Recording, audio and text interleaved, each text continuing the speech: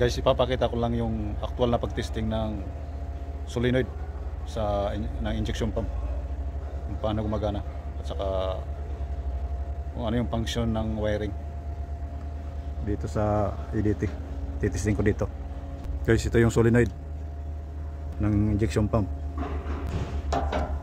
Itong red, ito yung galing sa ignition switch. Yung white, yan naman yung galing sa ECU, engine controller. Yung black, ito naman yung negative of ground. Tingnan guys. Tapos tatanggalin ko rin. Yan, naka-permanente engage na yan. Naka-actuate na yung plunger ng injection pump.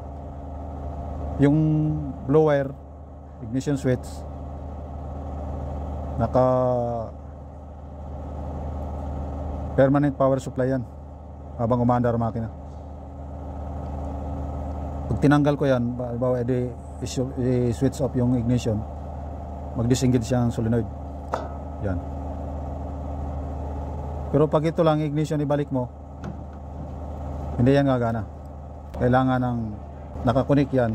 Kailangan ng trigger yung white wire na positive. Quick power supply yan. Seconds lang. Parang dadaan lang yung kuryente. Tapos tanggalin rin ulit. Yan guys, naka-engage na siya. Kasi may permanent positive. May permanent power supply. Ito ang trabaho nitong white wire. Siya lang yung nagka-trigger para mag-engage itong solenoid. Pag binunot ko naman itong, mag-in-off ko na yung halimbawa ignition switch, mawala na ang power supply, mag-disengage na yan. Okay guys, thank you for watching.